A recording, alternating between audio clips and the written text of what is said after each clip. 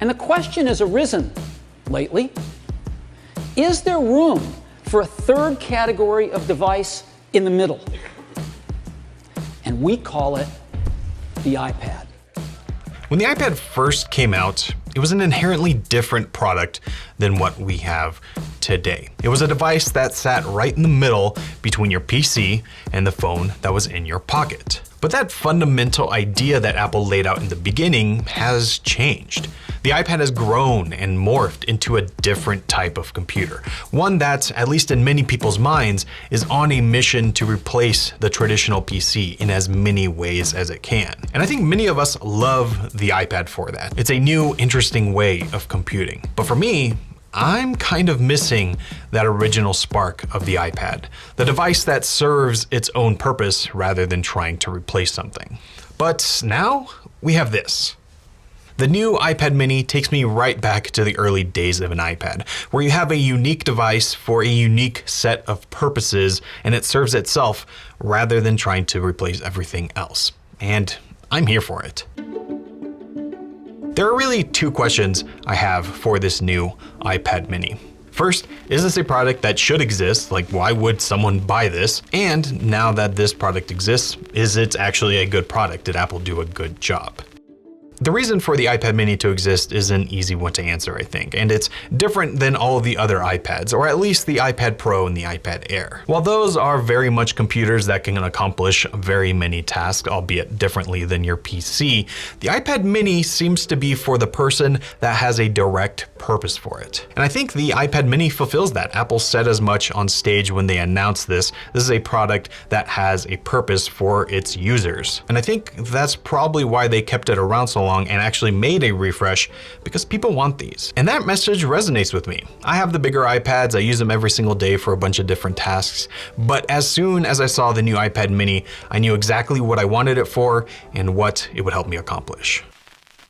Since moving to Utah a few months ago, my wife and I have been doing a ton of exploring. We go hiking, we go camping, we just explore the new place that we live. And that involves a lot of route planning, a lot of navigation, and just getting ready for those trips. Now, most of the time, the places we go are readily accessible, but about twice a month, we find ourselves going off-grid, somewhere that is a little less traveled, there's no cell service, and we need to find our way around and make sure we can get where we're going and also do it safely. So this is the perfect solution for us when navigating in our car. Before the iPad mini, we would use the 11-inch iPad Pro, which I've had since 2018, and it works, but it's rather big, especially when you're mounting it in the car. The iPad mini, on the other hand, is the perfect size. One of my favorite reasons to use this is because of an app called Gaia GPS. This is what we use for navigation. It lets you set waypoints. It has different layers for the map, so you can, just see your regular roads. You can see satellite maps, off-road trails. This is really the go-to app for when you're going somewhere that is a little less traveled. It works great on the iPad, especially when you're in the car. But because we are often going somewhere that doesn't have very much coverage at all, we also use this in conjunction with it. It's called the Garmin InReach Mini. This is a satellite GPS communicator, so not only when we're in the middle of nowhere, or really anywhere, I can connect to a satellite and then connect that to the iPad and still have connection, but I can also do things like send text messages, and in really bad situations, which luckily, thank goodness, has never happened, there is an SOS function that can get us help. But that, in combination with the iPad mini, means we can go anywhere confidently, and having a device like this is really great. I love flying my Mavic 2 and getting some aerial shots, but one thing I've never liked about it is when I'm using my phone, the screen is just too small. It's hard to see what I'm filming and get the best shots that I can. Again, that's where the iPad mini comes in really handy. So it's a little bit of a tight fit, but while I'm flying, I can attach the iPad mini to the controller and see everything in a much bigger screen. Now, I'm not flying this drone every single day, so it's not like I bought the iPad mini just for this reason, but it's another one of those tasks that as soon as I saw it, I knew would be helpful for. So when I'm going to those new places and I'm just trying to get a nice shot, having the iPad mini there to give me a big screen, very helpful. When I'm not using it for those tasks, this has really become the living room iPad. It's just the one that sits there and we can pick it up when you're lounging on the couch, you're watching a movie, you're reading a book, or just doing something like controlling your smart devices. This is the perfect size to just kind of lounge with. And this is mainly for my wife. When I'm at home, I have a bunch of different devices that I use, but my wife loves to read on the iPad. She used to use the older 4th generation mini, and as soon as she saw this new one, she instantly wanted to use it because it just seems like a much more updated version of what she already had. But really, this is the first upgraded, really portable tablet that we've had in a long time. And it's great for those times when you just want something that's a little bit bigger than your phone, but not as big as like a 12.9-inch iPad. The iPad mini really fulfills that purpose.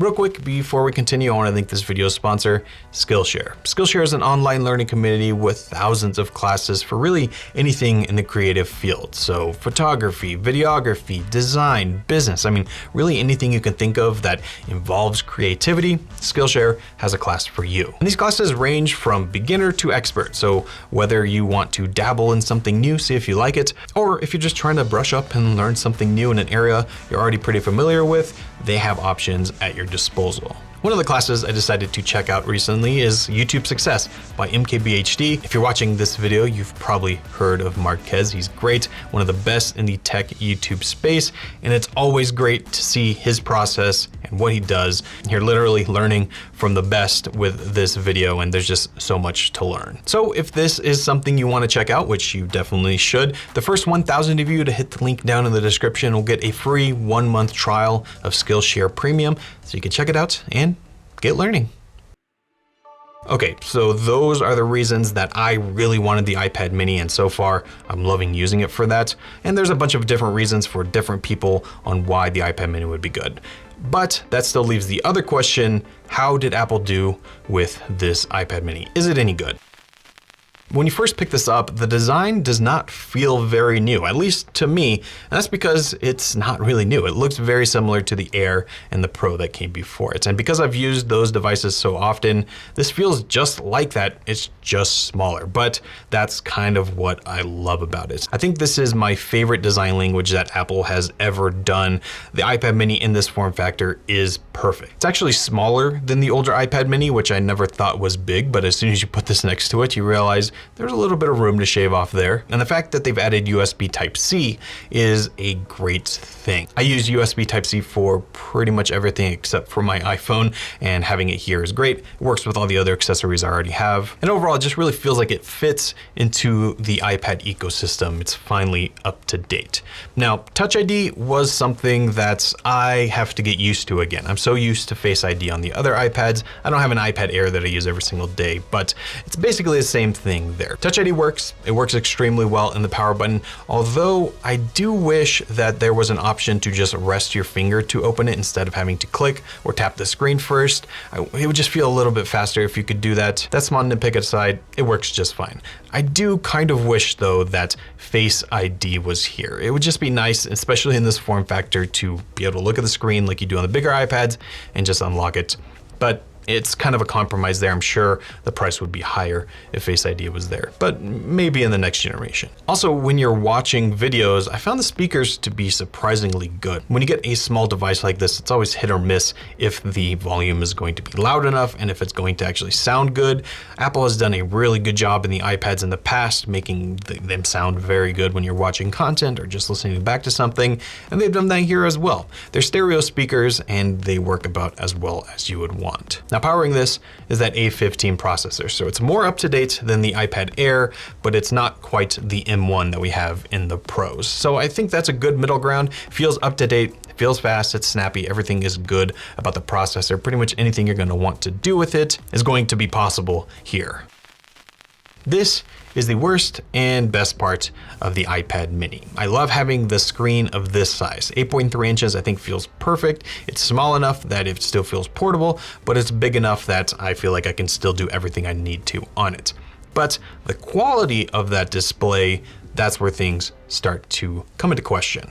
So I'm not expecting a mini LED or an OLED display here because it's not that, it's an LCD, but it feels like the quality is not quite as good as it could be. It doesn't get very bright, although it's bright enough for most situations. Even when I'm using it in the car, it works fine. It also gets plenty sharp and the colors and contrast is all good enough. That's fine. But when you're scrolling around and just using it, it feels a little laggy, a little janky, at least compared to what Apple does in all of their other displays. Now you could say maybe I'm used to the 120 Hertz that I've had on the other iPads and now on the iPhone, but that's not it. It feels slower than it should. Now I'm sure you've seen by now that there have been some people complaining about jelly scrolling, and basically what that means is one side of the screen refreshes faster than the other, so you get this kind of staggered effect, and to some people that could be very annoying. To others, they won't really even notice it. That, I'm sure, is what I'm seeing here, although it doesn't really bother me. I just wish that it was a little smoother, a little more fluid than it seems to be now. My wife, who uses this iPad, doesn't notice it. I know a lot of other people who wouldn't notice it, but if you have a perceptive eye, you'll probably see it every once in a while. Personally, it's not a deal breaker to me. I just wish the screen was a little bit better. Now this is a love and like. I love iPadOS and I like that it's here on this smaller screen because I like all the features, I like having all the iPad apps, all of that is great. But this very much feels like it was meant for a bigger screen because really it was. iPadOS has a lot of great features and it has really started to become a more desktop-like experience, which, like I said, is great, but it just doesn't fit quite as well on this screen. Now, I've gone through a few steps to kind of mitigate that. I made the icons bigger, I changed my layout. This is very much a tablet layout for me instead of what I have on my bigger iPad Pros. So I've made it work, but if you use this like you did a bigger iPad, you might start to feel like some of the touch points are a little too small. This is where recommending this product really starts to get a bit tough, and you kind of have to have a reason to want the iPad mini. The starting price of $499 is not completely unreasonable. It's just that when you compare it to the other iPads in the line, the justification for this starts to become a little tricky. If you just want an iPad, you're getting one for your parents, your grandparents, your siblings, something like that, someone who just wants an iPad, the iPad mini is not the one I would necessarily recommend. But if you have that particular purpose in mind, I think the price is justified. On the other hand, for $100 more, you can get the iPad Air, which in pretty much every single way is the same as the iPad mini, just with a bigger 10.9-inch screen. That seems like a better deal. Or getting the regular $329 entry-level iPad, which is significantly cheaper and saves some money. There's a lot of options in the iPad game right now, so unless you have a direct reason why you want the iPad mini, I'm not sure the price is exactly worth it. I'm glad this product exists. Is it perfect? No, there are a few areas where I wish it was better or different. But because I have tasks that I know I'm using this for, it makes it worth it to me. I'm glad that it exists because without this iPad mini, there's really nothing else on the landscape that does what this does as well as the iPad mini does. You have the apps, you have the guaranteed software updates that will come, you have the just general ecosystem of the iPad. And that's something that's kind of unmatched in the market right now. Did Apple hit it out of the park with the new iPad mini? I'm not sure. There are some things I'd like to change here, but one thing I do know is that I'm glad I have it.